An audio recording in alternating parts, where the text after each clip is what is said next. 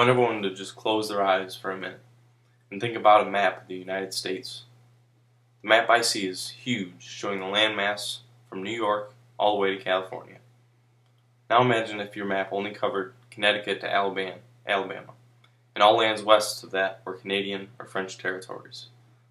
How would we have developed as a nation? How would we have developed as a culture? And would we be free? Good evening. My name is Rex Stanton, and I would like to inform you about how one man's determination allowed for economic growth and security for a nation. Let's begin with why and how Governor of New York, DeWitt Clinton, got the ball rolling on the Erie Canal. Why was the Erie Canal created? Governor Clinton and other businessmen desired to link the East Coast with the northwestern interior and the western states. The Erie Canal would act as a funnel for the shipment of goods, not only finished products from east to west, but raw materials from west to east. Governor Clinton, before being the governor of New York, along with many other businessmen, wanted this canal to link the east with the west. Governor Clinton went to the federal government and was denied funds for building the canal. Instead, he used state funds. Governor Clinton was also very successful at gaining support of many businessmen to back this financial endeavor.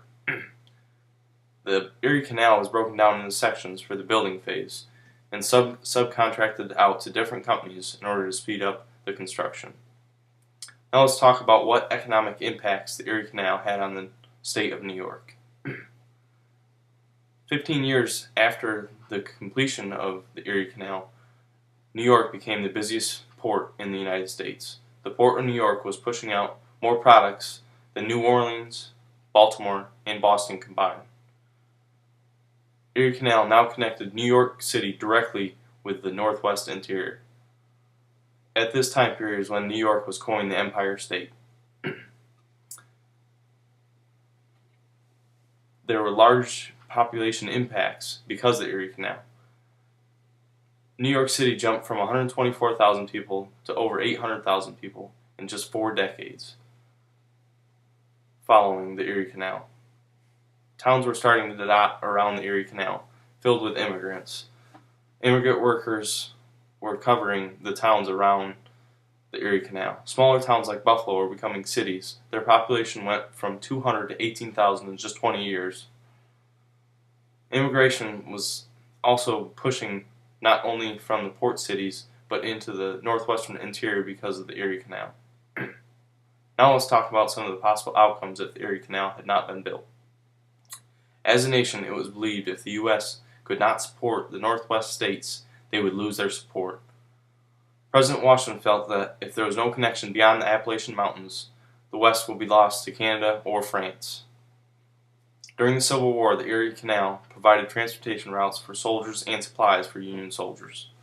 The civilians of the Northeast all supported the Union cause because they were buying all their goods.